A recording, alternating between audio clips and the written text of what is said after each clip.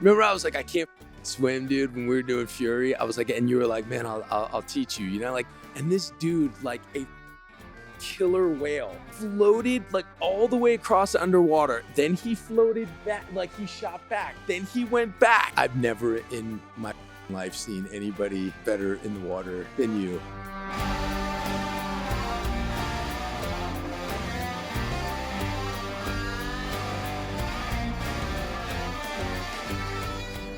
What does it mean to be a warrior?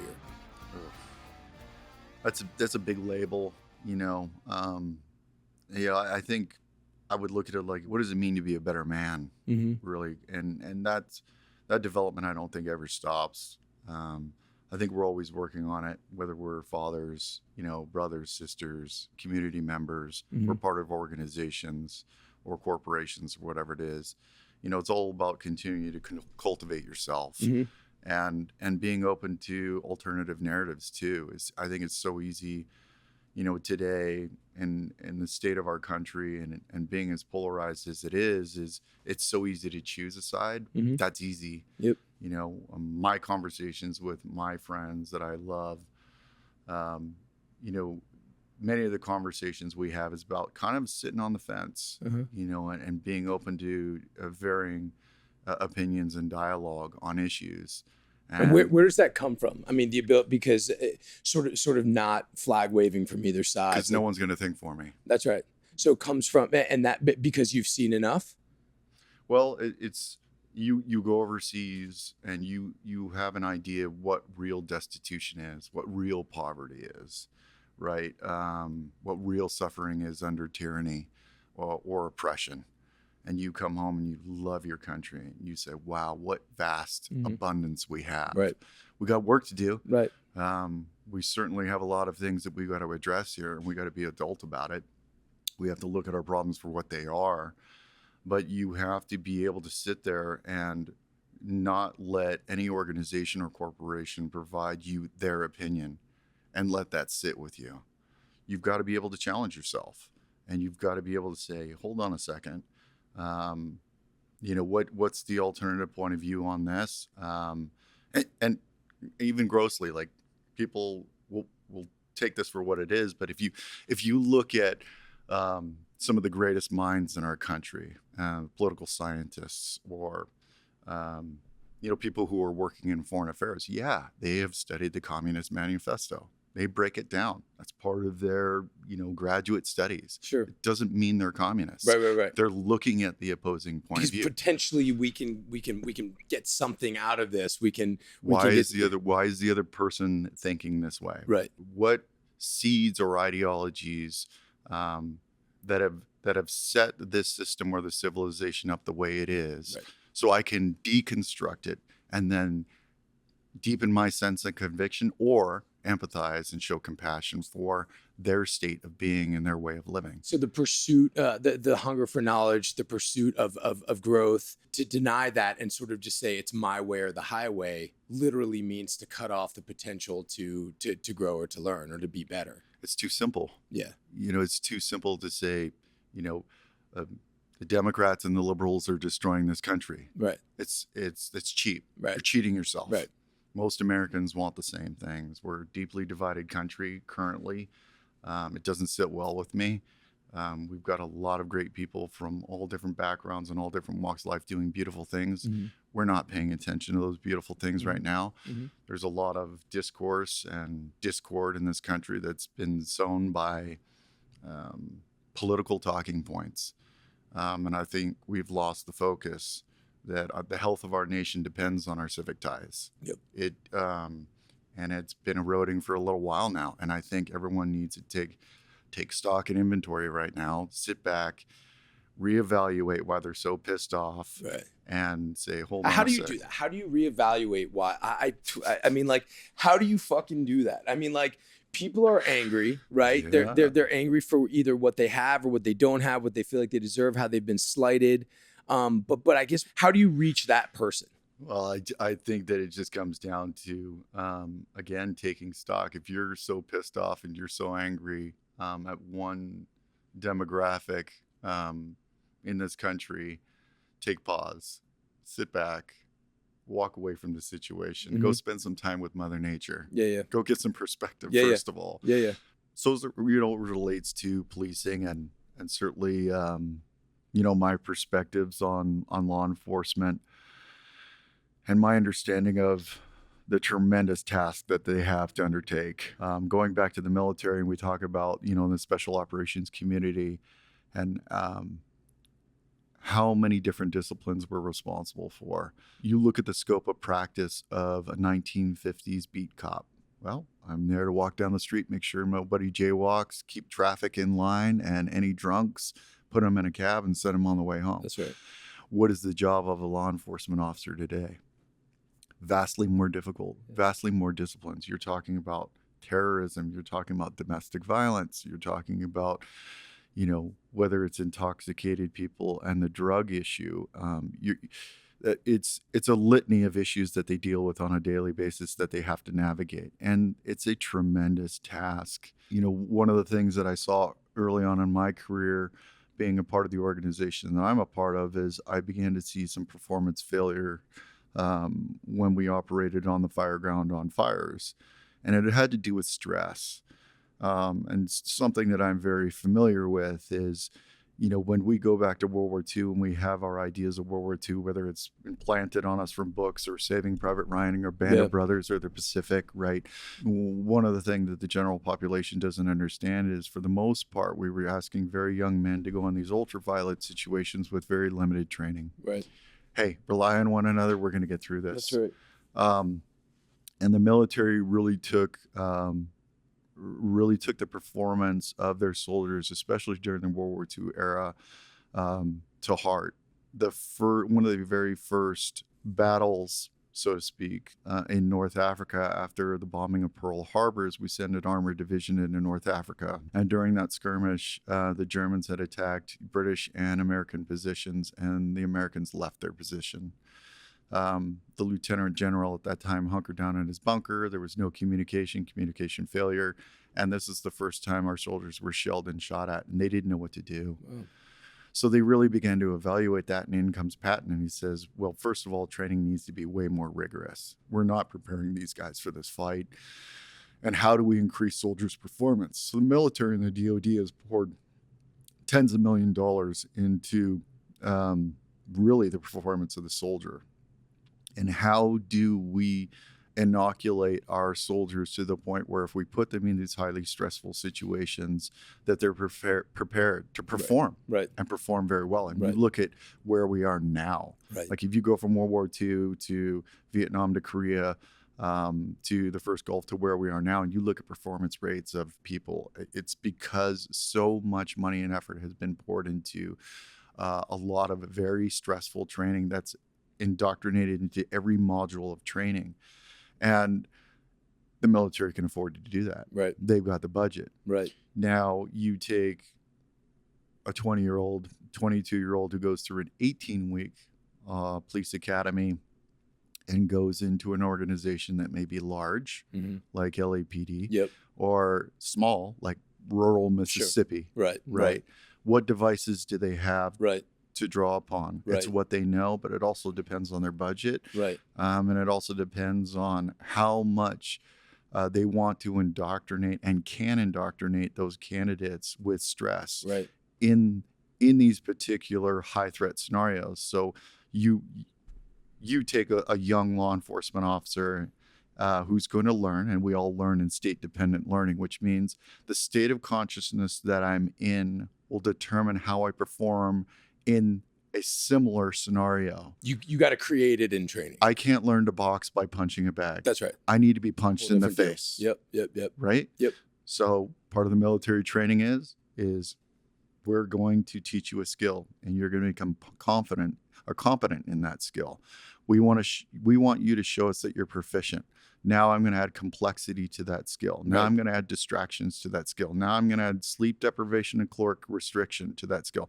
Now I'm going to add physical fatigue to that skill. Now I'm going to keep you awake for days in mission planning, and I want you to go exercise all of these different skills, and then you're going to go practice this mission, and in the process, you may get into a scrap, right? And the whole thing is designed for you to be able to perform in these chaotic environments. does our law enforcement community have that afforded to them? Right. Do they have the capability to put their students through very rigorous types of training that will prepare them to de-escalate, deal with these issues, and then ultimately, when they do get into a violent situation, know when to turn it off? I've contained the threat, and since the threat is now contained, I've got to dial down with my breathing. That's right. And I've got to build in composure. And that's the thing, is composure isn't taught. Composure is earned. So the more you get into the boxing ring, how many times are you nervous when you first started? Of course. And then you start to find your rhythm. Time in the box. Right? Yep. And then Yep. you meet a different fighter. Right? And you have to adapt. And you build in composure. I've seen this that's before. Right? Yeah. And it's earned. Of course. Right? So we have to be able to look at people who are looking to defund law enforcement. I say that's the exact wrong thing to do.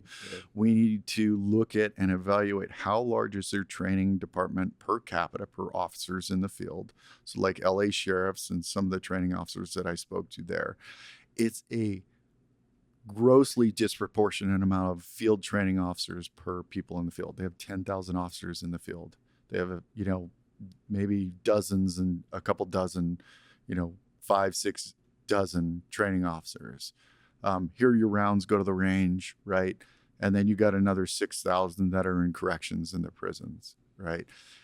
We need to reevaluate and say, no, we need more money for these law enforcement agencies to expand their training departments that can teach de-escalation, but also know when to recompose yourself, that when you're in these violent situations, that through your breathing and through that initial adrenaline rush and this cortisol dump from your sympathetic nervous response system into these fight modes, that you can regain composure. And that all goes back to that state-dependent learning. I've been here before. I'm familiar with this before. I've hardwired this into my system. This is when I should turn it off. That's right. The threat is now contained. We've detained this person. Everyone is safe. I've evaluated the environment, right? And if I need to turn it back on, I can turn it back on. If I need to turn it back off. And those are the things, in my opinion, that need to get exercised, right? All to better the performance of our community policing. Fund them more. Mm-hmm. Bring in some of these military experts that can help them deal and start to inoculate, some of these smaller organizations that do exist out there. Take, my buddies from LA sheriffs, those retired guys, and pump them into, these rural areas and teach them, because these guys have a tremendous amount of experience, tremendous amount of wisdom from their job, that really care about people. But throughout their life and throughout their career, they know when to turn it off. That's right. And if you've never been in a scrap before, it's like, you're going to be a law enforcement officer. So guess what? You're going to get in a lot of scraps, but we're going to prepare you for it. That's right. Because we want you to be able to think under those stressful conditions. Do you feel like you have, when you talk about sort of de-escalation and understanding your surroundings, you have a mastery of that? Would you say you achieved that in training, or did it take... No, it takes it's ongoing. Anything is perishable, right? Like, and I wouldn't say I've mastered it by any stretch, but like if I go to, let's say, jiu-jitsu, I know I'm going to get my ass kicked in the dojo, and it's a wonderful thing and it's humbling, but at the same time, it's helping me stay with your breath, control your breath, counter here, and me controlling my breath in these moments where I may get choked out, or I may have to tap. It allows me to exercise that calm. And in those calm states, I have more available to me cognitively, right? I have more tools that I can draw upon. If I let stress get the better of me because I can't control my breathing and I can't think my way out of something, right? I'm a goner. But again, training then is looking for situations to get uncomfortable in, looking to fuck yourself up, so to try to get better and deal with them as they come in. Whatever life. keeps you humble, man. That's like right. you said, if it's a big wave out there, right? If it's nature, spending time with nature, if it's, being in uncomfortable conversations, if it's going and training, it's always a good thing. There's all these wonderful tools out there that will humble us and, just also try and spend your time with smarter human beings. I don't know about that, brother. What is the difference between sort of de-escalation, sort of having a physical, maybe not mastery, but a good handle on yourself in terms of staying aware of your surroundings, assessing a situation? But what about morality? Does morality play into that? Does it play into it as a soldier? Is there ever a time where you say, I know this is being asked of me, but this is not right, so I'm not going to do that? You know, I think as it relates to law enforcement, it's kind of, officer to officer, right? If you got a 150-pound young Hispanic officer versus the guy who's 225, former like linebacker Mhm. in college who's now a sheriff somewhere, there's the letter of the law and the spirit of the law, right? Explain Can the 225-pound sheriff exercise the letter of the law? Yep. Right. Can the 150-pound, female Hispanic sheriff or law enforcement officer, can she exercise the letter of the law all the time? She's got to be smart. She's got to weigh the situation out. Right. Is the spirit of the law? Is anyone in immediate danger? Is this, if I really get into it with this person right now, how is this going to turn out? Yeah, I need to call for backup. There's all these tools you can use, but it's a tall order, for our law enforcement community that receives very little love. Like, I'm a firefighter, and we got kids coming up to the truck every day. Yep. There's a lot of love. Yep. Hey, it's a fire truck. It's a fire truck. Yep. There's people coming by the station every day, and it's a wonderful experience.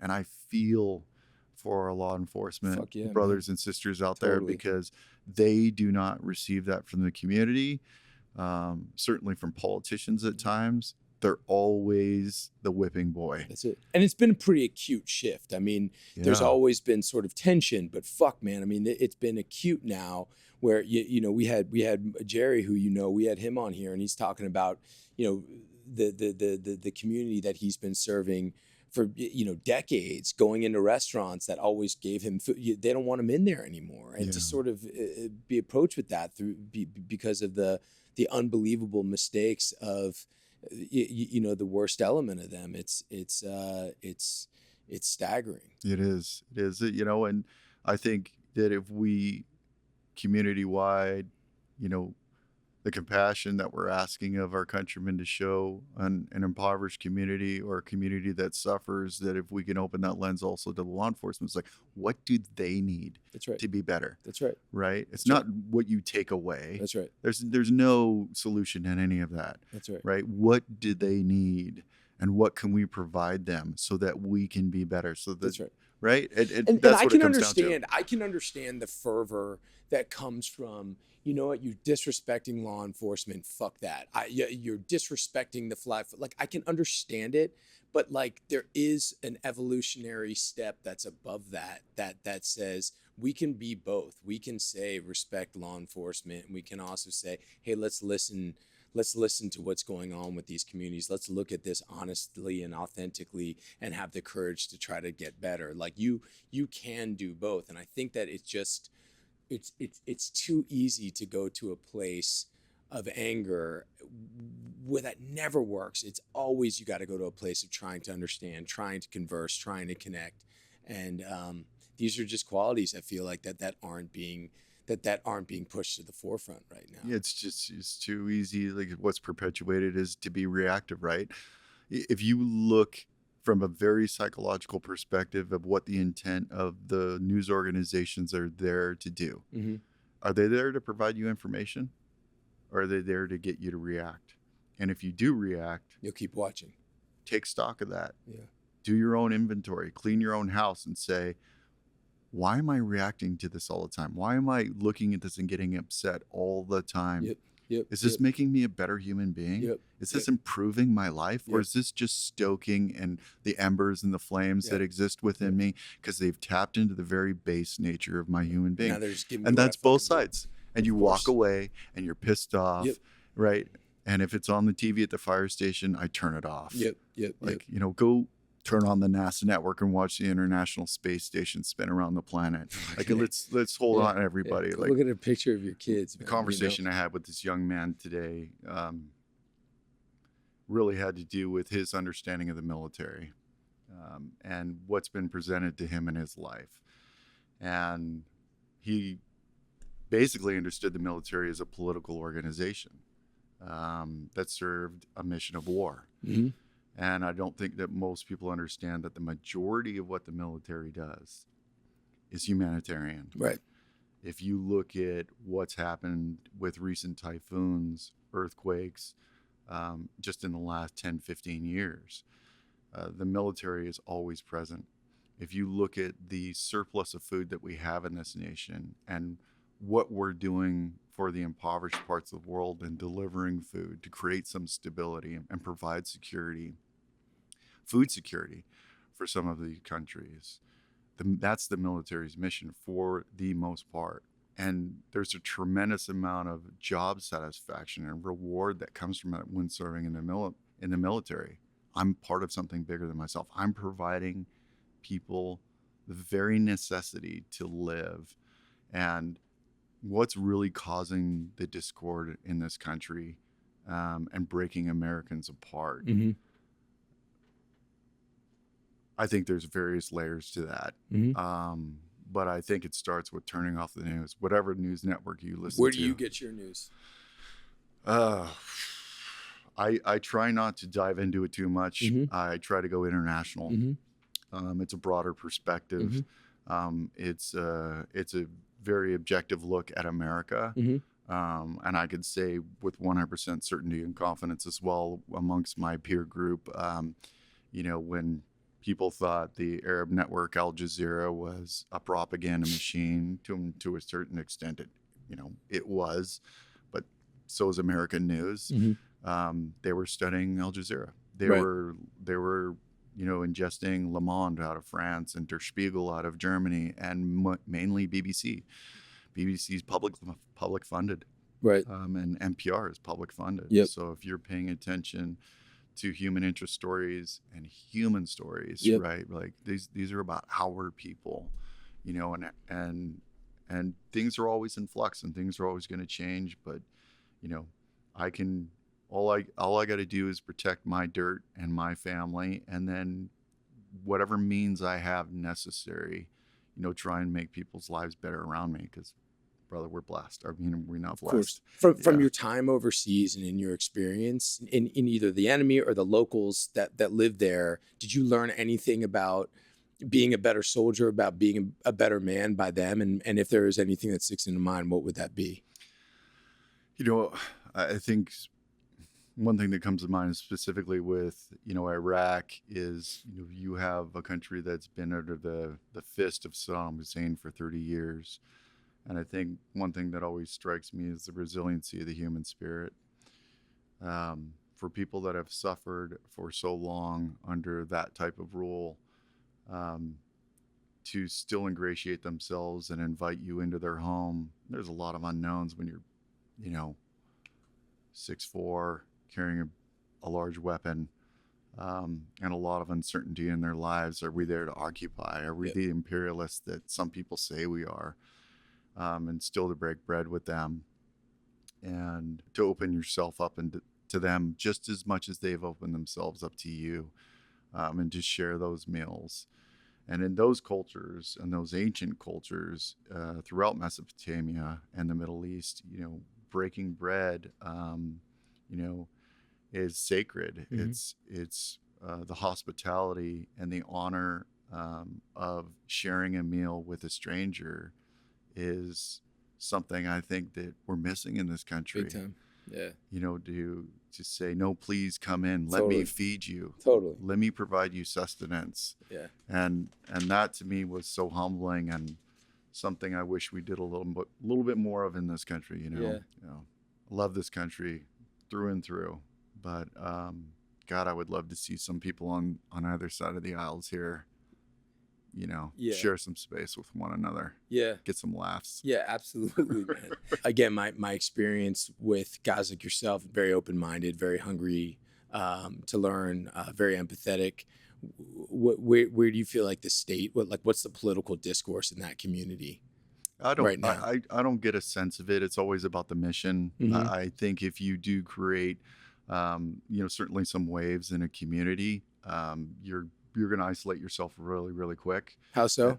Well, if you're making a stand politically, Right. first of all, it's an apolitical organization. Right. We're serving the Constitution. You take an oath, you take a vow Right. to the ideals of the nation. That's what you're there to serve. Right. You're not to serve any personal agenda. Right. You got to learn really quick. It ain't about you. Right. And if you just can't get over yourself, you'll find yourself.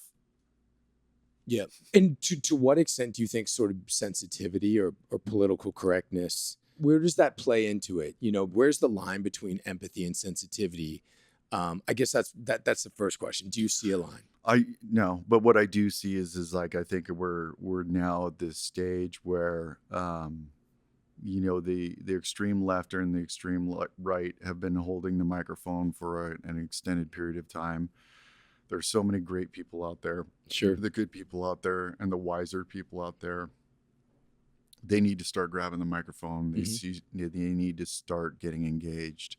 We need them to step forward, the subject matter experts in different fields, and we need to give them a say. Yep. Because I think that's what people are really hungry for. That's my lens. That's my perspective. Agree with it or disagree with it, but ultimately, I think people want something very genuine, something that comes from the heart, something that's very authentic. Authentic, yeah. Right, and to provide people with a sense of hope, a sense of calm. Sure. Right. That. But authentic sometimes gets. I think people confuse sort of just being sort of acting with reckless abandonment or just being different is authentic, and I think that's different from being true to who you actually are. I think a lot of people make the mistake of confusing kindness for weakness. Yeah. I think that's a grave mistake, because some of the most incredible, as your words, warriors that you've met in your life, and the people that are serving overseas right now are some of the most gentle, kind, loving spirits. Absolutely. And exercise a tremendous amount of humility in their lives. When it comes to, the people that are seeking something and are searching for something, whether that's a deeper sense of purpose and meaning in life, it's right there. It's right there in front of you. Like, if you want to get involved and you want, to find, let's say your tribe or your clan, it just takes effort. It's right there in front of you. Go across the street, go into a neighborhood that needs help.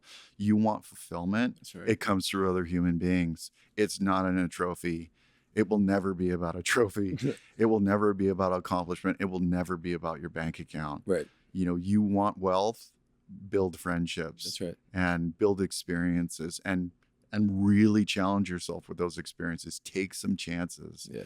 Failure is universal. Sure. Everyone has failed. Sure. Everyone has fallen on their face. 100%. And grossly. And humble leaders will take the chance on you because they know that they've failed themselves. Yeah, that's right. I've failed in my career, and people have recognized that I almost lost my dream job. But it took a leader with humility to say, now that because you've failed, you won't make that mistake again. So I know the guys in your unit will be safer. And I literally going into that meeting, it was already like, I'm done. I've made this grave mistake. Wow. And he knew in his own wisdom and his own experiences, like, hold on. There's something to gain from that failure. There's 100%. something, of course. And keep trying and keep trying and keep trying. There are people all over the world that would love to come to the United States. There's less bureaucracy. There's more opportunity. And our English friends, right? When we spent some time in England together, I used to ask, what do you think about America? And more times than not, they just say, I love the American can-do, mentality.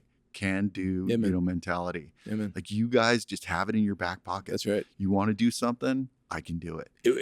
I think it's such an amazing, such a vital experience to get your ass overseas and really spend time and not, as much as on your own as you can, because I think you'll appreciate and love this country so much more, and see how, the American spirit, there's literally nothing like it. There isn't. There's nothing like it. And And it'll get it's you America out of, appreciation. You want to appreciate your country? Like, America appreciation starts with going overseas, and don't go somewhere, in a developed country. Right. Yeah, broaden your horizons, Right. get some experience Right. with some French cuisine or whatever, fucking right? A, dude. But Yeah. and enjoy it. Yeah. But go somewhere that has very little to nothing, Yep. and see how good those people are, and Yep. how good they treat each other, Yep. and how welcoming they are Yeah, to man. you.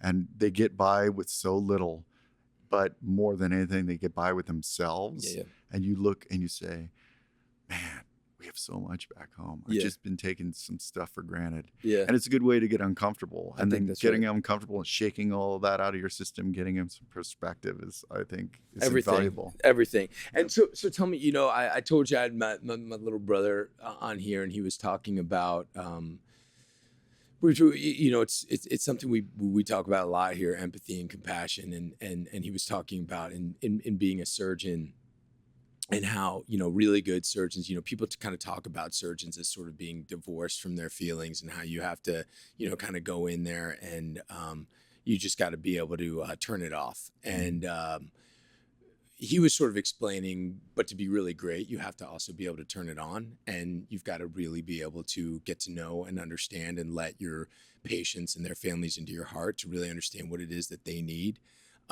You and I have talked a little bit in the past about, I think you call it like the beast inside of you, and turning the beast on and off. What is that? What does that entail? And like, can you talk about that a little bit? Yeah, it's if you're going to, or potentially going to, inflict extreme violence against other human beings, there has to be a very aggressive side of yourself, akin to, without the aggression of your brother. I have the surgical tools in my hand. It is my duty to save this person's life. I have to perform right now. Mm-hmm. Right? He's removing a cancer. Mm-hmm. Not to dehumanize the enemy, but in the same token, that ideology is a cancer. Mm-hmm. I have to remove that cancer, right? I have to apply a scalpel to that, Mm-hmm. not a big old sledgehammer, right? Mm-hmm. I'm not going to create a big, wide swath of a mess here, Mm-hmm. but I have to apply that. Mm-hmm. And one tool is aggression, Mm-hmm. right? But if that's sustained for too long, that's going to damage the human being. You know what I mean? So being able to turn that off and recenter yourself is something that I think that the individuals have to discover. Is what tools do you use to turn the human being What do you back use? on? Initially it was nature. Spending a lot of time with the ocean, underwater, spearfishing or diving. It was complete silence. I could feel like I was flying through the kelp forest. Surfing. I found a lot of peace with family and friends in the kitchen, preparing food, and having that community. Even though I didn't feel as necessarily close to my own family as I did to my teammates at the time, because of the experiences I had. And then just knowing that at some point, what I was trying to do wasn't working. And by making myself vulnerable to other people that could help me navigate, where I was in my life, and opening myself to receive care and help, was transformative. It was through other human beings that invested in veterans and different veterans group and law enforcement and firefighters that have experienced a tremendous amount of trauma in their lives, and having those shared experiences with those groups was incredible. I got to go out and escort and share space with a bunch of veterans, law enforcement, and firefighters at a program called Save a Warrior, which was in Ohio. And as an escort, and they said, "Hey, Kevin, do you want to sit through the indoctrination and the intake?" And I said, "I'd love to." Yeah. Hold space for other people. And then going through this process, I really loved what I was hearing. And in the process, they kind of surprised me and said, "You want to stay for the week?" and I got to stay for the week. And it was incredible because, you know, one of the sacraments there was about, you know, there's so much shame and guilt applied to being vulnerable for a man in today's society. And they explained to you the physiological effects of hyperfocus, hypervigilance, hyperaggressions for sustained periods of time. The brain changes. How do we create balance? Well, there's tools that we can use like meditation, but there's also methods to heal. And tears are an incredible vessel in that process, just to sit and watch men be vulnerable with one another, to share their trauma and to exercise that. I mean, Jon, one of the most profound experiences I've had in my life. There's a gentleman that sat in this circle that grew up in an abusive home, physically, sexually, mentally abusive home, with drug addicts. He decided to escape it, you know, failing out of high school, decided to escape it, joined the Army, went overseas, lost a bunch of people in his unit, came home, in the process, lost his young son to suffocating in the crib because his wife was on drugs at the time. And then, you know, and then contracted MS. So he's like, I'm done. Like, life just has not been fair to me. He goes, and he shared with everyone, and he said, look, you know, this is my last shot. Like, I'm just letting you guys know. But throughout the week, he put in every single effort as a human being to make himself as vulnerable as possible and just let go of that trauma and open up. And tears just all week poured out of this guy. And in the process, Jon, I watched his skin color change. I watched his eye color change. I watched his posture change. I watched him go through horse therapy. Healing. It was incredible. Like, it was metamorphosis. Yeah. And the love and support that he received from the staff members and the shepherds that were there, and then from the group.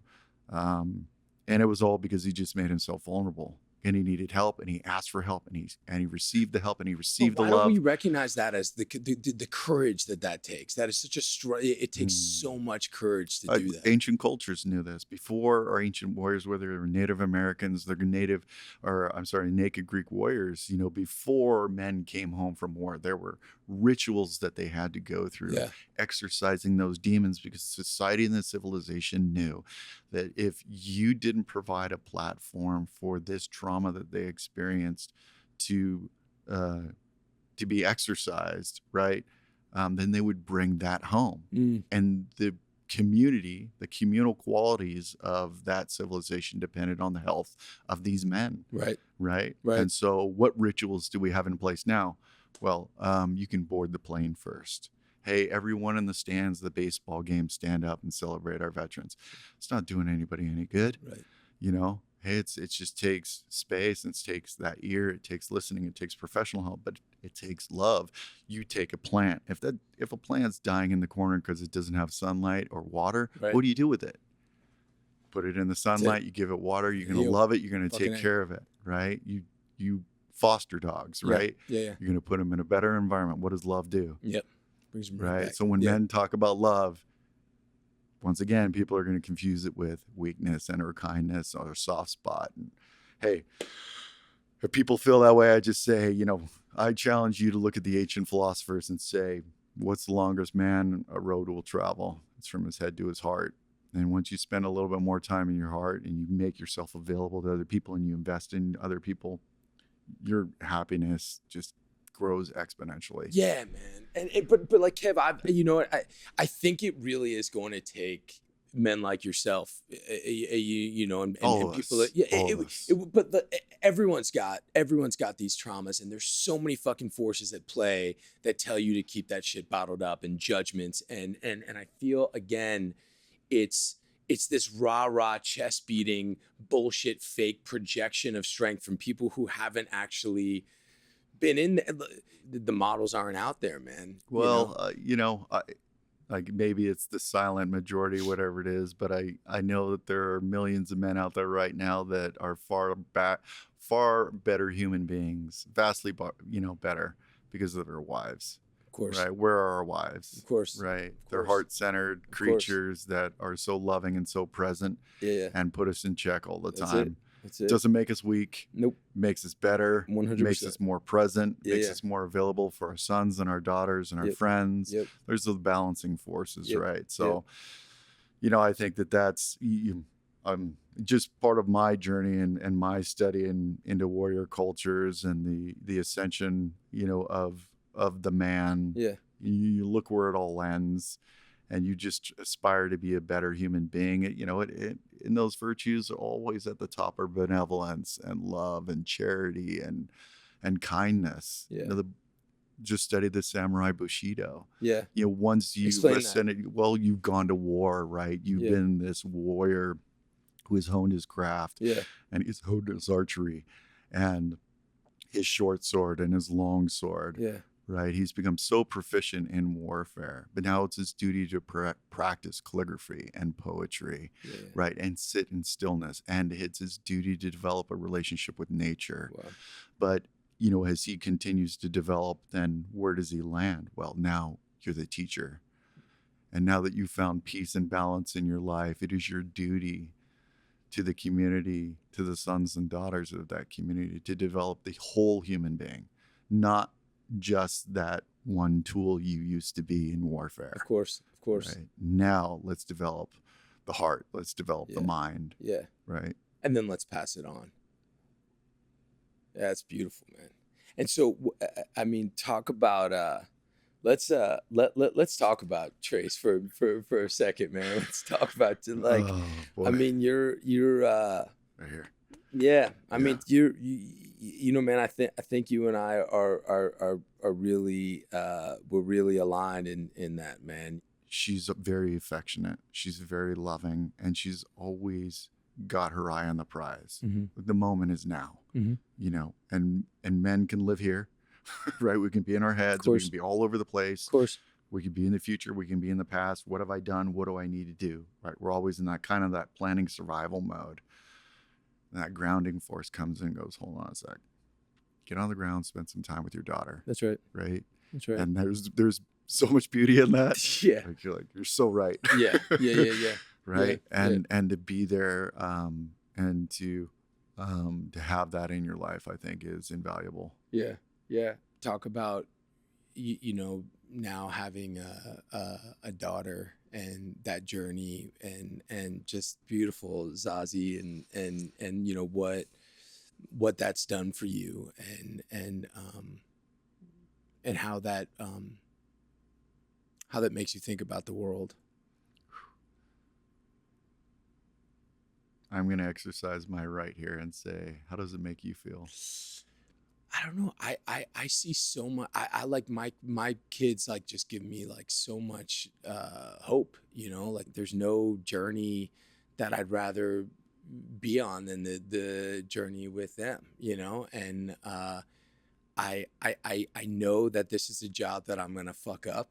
I know that it's a job I'm going to do my absolute best in. And I, it's the thing that I can say I'm approaching with like absolute clarity and honesty, like I just want to be with them by their side and say, hey, this is what daddy thinks. This is where I screwed up. This is how you're going to do better. Everything, every single thing is through them and about them. Honestly, man, the only reason I'm here trying to do this, I'm very worried about the world, man. I'm very worried about the state of discourse and how far apart we are.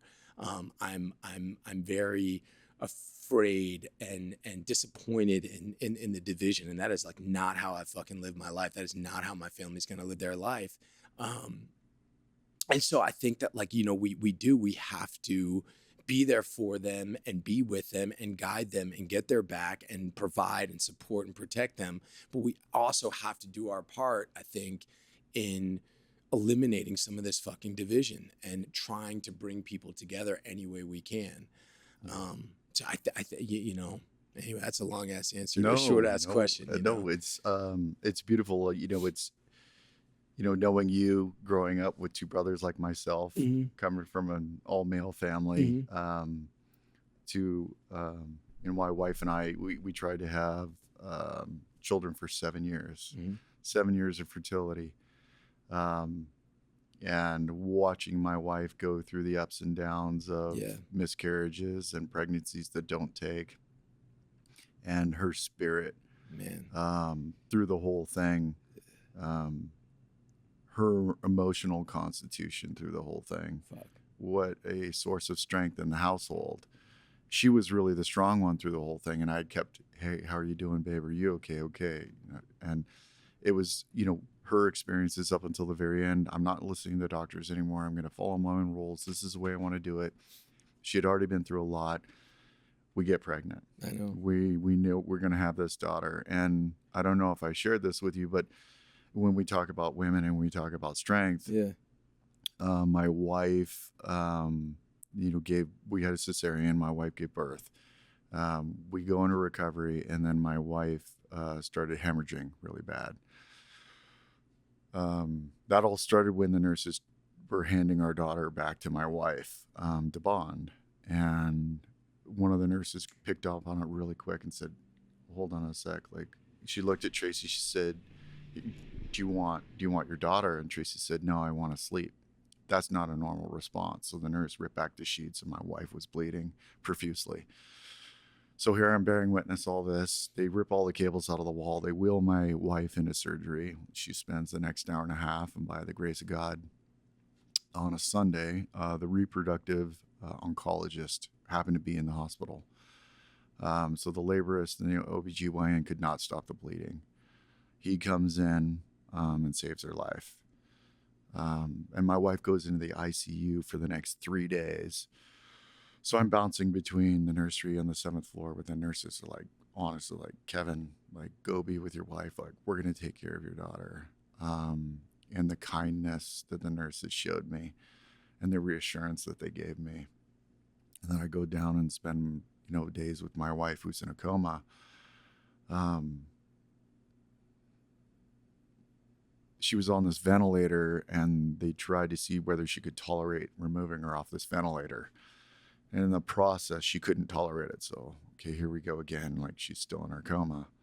And just before they removed her intubation tube and we're going to take her off the ventilator, as they continue to give her blood and her fluids and essentially keep her alive, she became more and more cognizant, more conscious. And her first instinct, because my wife can sign, her first instinct was, when she woke up and she looked at me, was, she's like, I want to speak. I have this tube in my throat. She kept doing this. And a really profound moment, she realized she couldn't speak. She's just like, I'm going to sign. So she starts to sign to me. She starts to spell Zazi's name. She's like, is she okay? That was her first instinct. You know what I mean? Yeah. Like, yeah, dude. Powerful moment. And the power of a mother who's been a mother for days, right? For that all to kick in. Yeah, man. It was insane. Yeah. But that has carried over into many facets of our life, and those moments and appreciating we're alive, we're together, we've been through a lot. She gives everybody every ounce of love she comes across, stranger or family. And, it's a gift that she got from her own family. Her family is such a source of strength and wonderfully bonded, and has been through a lot in their own lives. Yeah. From civil rights era, and lack of opportunity. I think it's very easy for Americans to look through the lens of, well, the Constitution has been written, the laws are what they are, it's an even playing field, go out there and get it. It's not an even playing field. If you understand that hope has eroded under the strain of cultural and political oppression, of 400 years of slavery, of Jim Crow laws, of my father who couldn't buy a home in his first professional career. He wasn't allowed to buy a home. You talk about with your family to provide, protect, but make it better for them than it was for you. That's what we're charged as families. Well, he's not allowed to buy a home to create generational wealth, right? That's one aspect of how these families have been affected. So, we come to a crossroads in an America that sits in an era of what we were talking earlier, abundance and creature comforts and ease. And with a flick of a button, you could get something at your doorstep in the next 2 days. Yep. And our conveniences are everywhere. Yep. And that doesn't exist. That just doesn't exist for everyone in America. And if you love your country and you love, certainly our veterans, and you love our military, and you have a deeper sense of compassion for those veterans that are going through tough times when they do come home because they serve their country, I just ask your audience to take that gaze and apply that same sense of compassion for a community that has suffered for hundreds of years, and become a student and learn and open your hearts to how they may not have had the same opportunities as everybody else. And look, it's going to take all of us. There is injustice in this country. We're not perfect. We're a beautiful country. It is a wonderful country. But we will be so much stronger if the strengths and our civic bonds were so much tighter. But that takes effort. Look at the demographics of people serving this country, right? 13% of America is Black. 27% of the Army is Black. That should hit home for a lot of people. And then you look at other ethnic groups that are serving this country. So people really need to understand the sacrifices people are making to afford themselves a better opportunity in life, through education, to grow as individuals in the military, and to serve a country that they love, right? So yeah, we should be taking care of our veterans. And when it comes, from my perspective and what I've learned through my family, is it's your turn to listen, pay attention. This continues to happen. And if you look at history, it's your duty as an American citizen to really evaluate what's been happening, and look at the beautiful parts of our history and look at the ugly parts of our history. Mm-hmm. We are what we are. Mm-hmm. And if you want to become a better human being, going back to investing in other people and taking other people on your wing and cultivating them and being a part of your community and strengthening those bonds in your community, I think you want to be a leader, show some humility, and step in and get in uncomfortable conversations with people from the Black community and listen and be open to a different narrative. Be open to other people's suffering. And you want to make this country stronger, you might not be able to serve this military, but you can certainly make some effort and stepping forth and stepping in the ring and getting in there with people who have less than you do, who need help. I think it's really interesting because, the argument that people use sort of against what, Kaepernick's action and the idea of kneeling. And now when you look at the NBA and you look at this entire movement, is that it's anti-military, or it's anti-American, and specifically anti-military, and against the folks that have gone and served and died for this country. And what are your thoughts on that?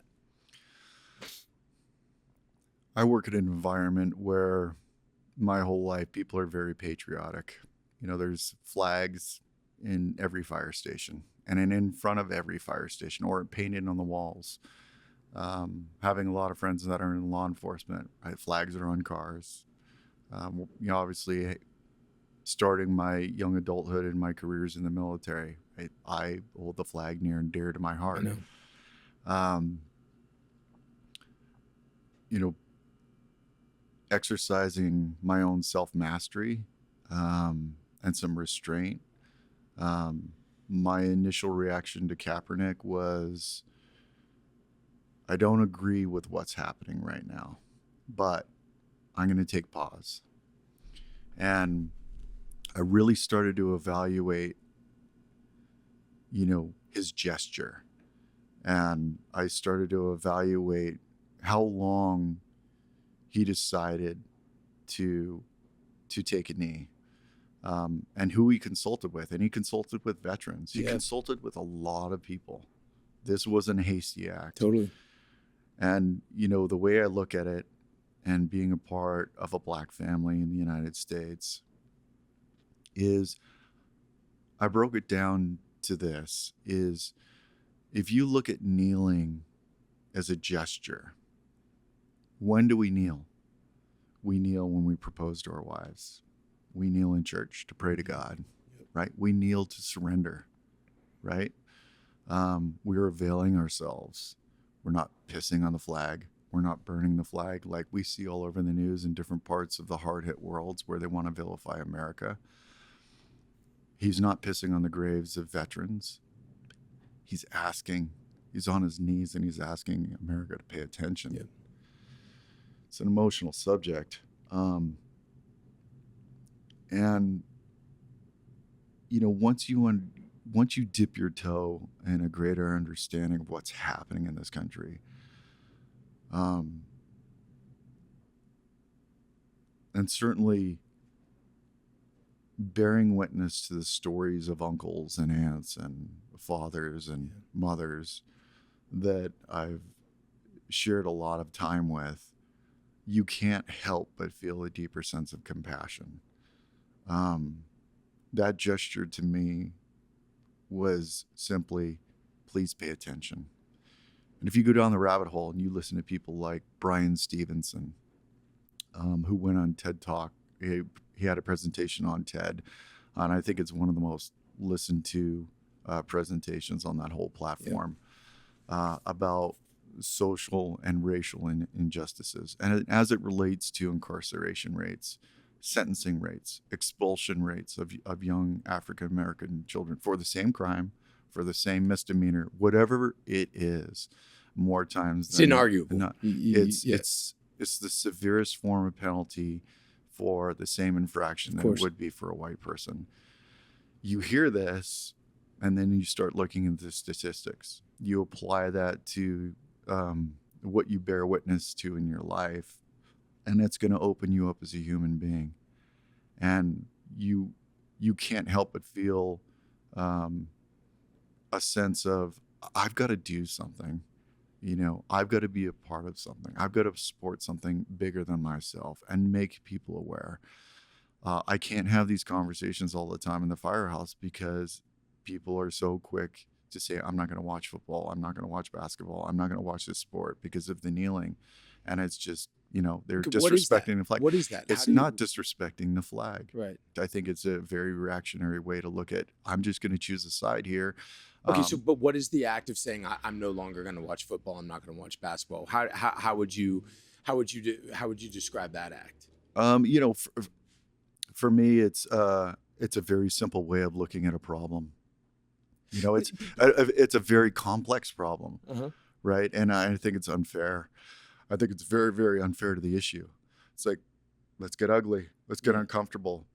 You know what I mean? Let's exercise. Isn't that literally the definition of cowardice? To say, okay, I'm just gonna walk away from this. Like, here's an issue. Here's somebody sort of putting in front of my face, saying, hey, I have a problem here, and I'm taking a stand. And you're saying, okay, I'm walking. Well, if you're going to take a stand, I'm turning my back on you. I mean, I can't think of a more un-American act than that. Well, I don't necessarily look at it as cowardice. I look at it like people are trying to be patriotic for their own reasons, and they're standing up for what they think is right. But how is that American, Kev, to say? But those ideas need to be challenged. Right. Right. And there's a time and place to challenge it. I can't disrupt a fire station at work by saying, hold on, all stop. We're going to get into a philosophical argument and a historical argument right now. Oh, and by the way, we have to provide the community with what they need on a given notice. For sure. That's heavy. That's a conversation over a beer outside of work and say, look, meet my wife. Right. And if you have it within you, have some conversations with her. Yeah. And difficult conversations. Have you been successful in that? To a certain degree, yes. Have I lost some friendships over the issue? Yes. You just take a stand in life. You hope you could do what you need to do, but I can't walk away from other people because I can't help but have that image burned in my mind of Dr. Martin Luther King sitting with LBJ in the White House. That's right. It's like the only way we're going to heal, the only way we're going to get better is if we have these open conversations and these uncomfortable dialogues with one another to say, we need to be better educated. We need to look at this from a different lens. It has been grossly unfair to a massive cross-section of America. And if we're going to be a stronger nation, truly, and we're going to eradicate the hopelessness in certain communities and impoverished communities, and if we can lift them out of those circumstances, you know, this country will be vastly stronger. And there's layers to that, right? How do we do it? When do we do it? I'll leave that to much smarter people than myself, but it's going to start with, let's get into it, man. Yeah, that's it. And meet my wife and let's have the conversation. I mean, because look, I can understand why saying, okay, look, man, like let's look at the data points. And Kaepernick talked to Nate Boyer, who's a Green Beret, and this was all done, like you said, it was done with thought, and it was done with conviction. This wasn't just some brazen.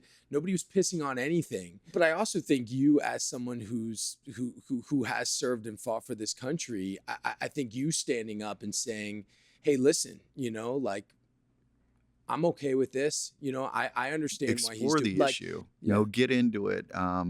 Challenge your own way of thinking. Well, the best soldier, what you're saying in terms of your training, you know, and to be sort of an elite soldier, it's all about getting uncomfortable. It's about learning. It's about you have to experience some fucking pain. You have to you got to sleep deprivation, no food, like get fucked up, learn about yourself, depend on the guy next to you, learn what you can get from that guy, how you can be there for that guy. As much as you're uncomfortable in your own mind, body, and spirit, get uncomfortable with your ideas. That's it, man. You know, and you know, deconstruct your own thoughts about different things and critically think. And you know, if you're really unsure, you know, take that massive leap, and it may change you, it may not, but that's one step. Keep going and keep diving into it. And then, you know, what have you done? You've developed a relationship with something. Maybe you developed a friendship with something. Maybe you've changed your way of thinking about something. Yep. Maybe you've opened yourself up to a lifelong friendship. That's right. Right? Either way, you're enriching yourself. That's right. And I think that would be a beautiful thing. Yeah. You know, it's we need more of it. 100%. If you could change anything about the discourse of this country, or what would it be? Oh, well, you know, since we're on the topic, you know, when you think about the First Amendment, everyone loves that First Amendment, right? Before you get too self-righteous about your opinions about things, know that I think that there was divine intervention in that room with our founding fathers. They debated for months and months and months to create a wonderful document that set the foundation for this very country. It's, you know, and that first article, right, it talks about the freedom of speech, that, yeah, exercise your freedom of speech, but don't lose respect for one another. And if someone has a varying opinion or a difference of opinion, doesn't mean you should lose love or, you know, a sense of compassion for them or a lack of understanding for them. It's say, you know what, maybe it's time to break bread, right? If you're on the left, call up your conservative friend and say, let's go to dinner. Yeah. And if we have it out, we have it out. Yeah. But at the end of it, just like boxers do or guys in the UFC, and they've lost their teeth, they're going to go share a beer afterwards. That's right. And they're going to laugh and say, agree to disagree. You know, it's all good. That's I love you. You know, we love this country. We're not going to disagree on that. Yeah. But build some bonds. Yeah, yeah. I just think that we all have to be our authentic selves in the end. And I know I'm going to piss a lot of people off in this conversation out there.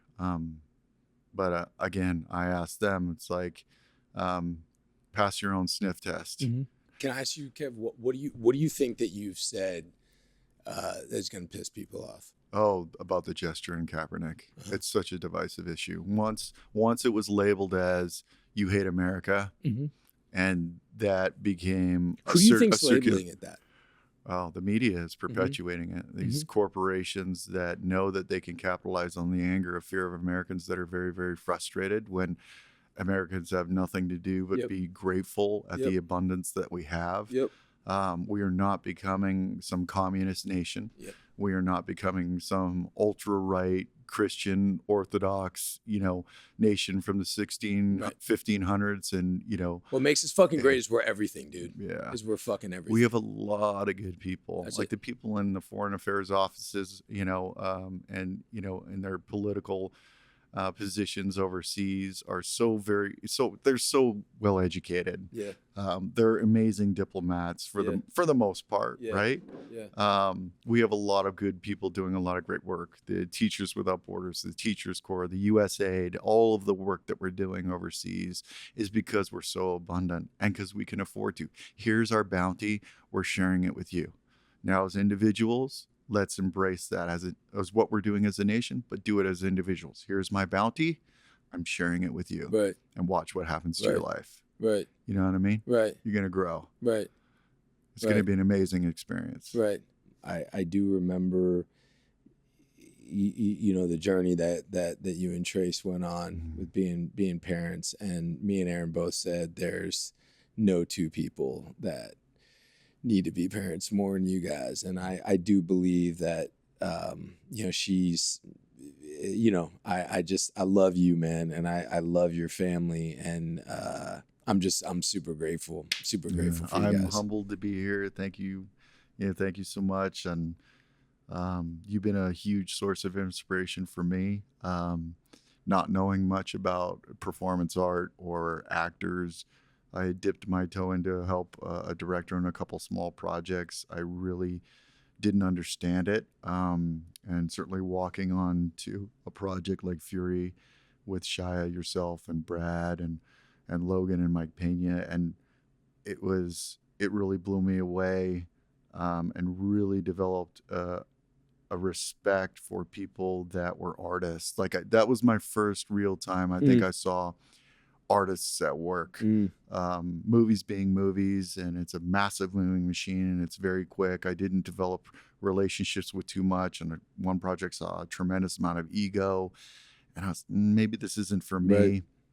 But to be able to develop relationships with you, on that set, and see how hard I think that a lot of Americans don't know or can't appreciate how hard the artists work at their craft and telling these very, very important stories. And it was an incredible experience, and so much has blossomed out of that.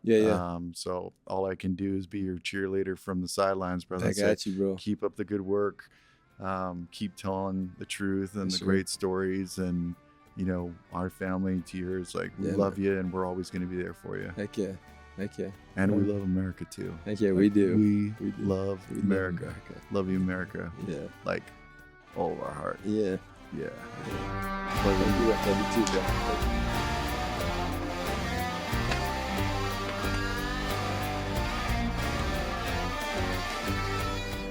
Thanks for being here, everybody. I really appreciate it. If you dug what you saw and you want to hear more, subscribe, do all that stuff. It'd mean a lot to us. I hope you dig these episodes as much as we dig doing them. You guys take care of yourself.